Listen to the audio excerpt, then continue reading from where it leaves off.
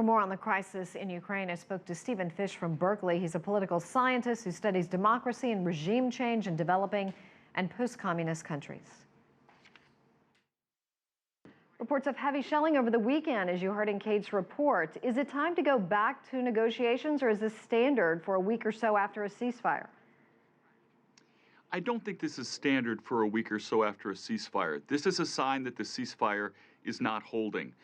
Let me add, though, that they can go back to negotiations if they want, but negotiations can only yield results if both sides are actually committed to negotiating.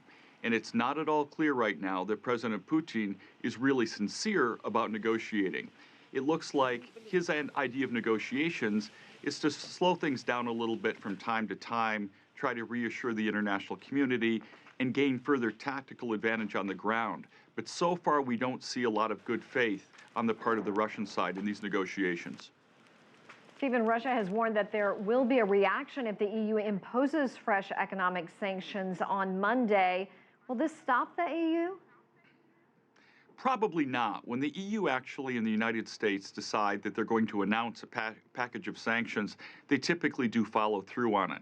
The question is whether the sanctions that they are proposing and will impose really go far enough to make a difference in terms of President Putin's behavior in Russia. And I think we have reason to be skeptical about that. The sanctions so far have bitten, at least a bit. They've made a difference. And over the longer run, over coming months, they actually could begin to cripple the Russian economy somewhat. But President Putin seems to be intent on pushing forward with his campaign in East Ukraine, despite the economic consequences, at least in the short run.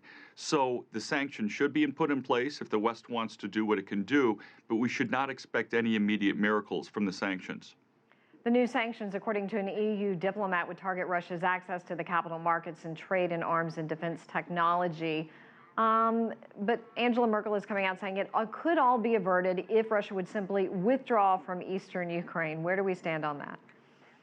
Right. Now, she said that all along, and the West is still holding that out as a possibility, which is great because, of course, what she wants and what President Obama and others want is a peaceful diplomatic solution to this.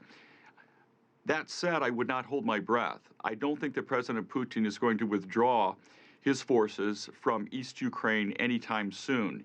He seems to be intent on asserting full control to the extent that he can, perhaps even annexing two major East Ukrainian provinces, Donetsk province, which is where the city of Donetsk is, and Luhansk province, which is where the city of Luhansk is.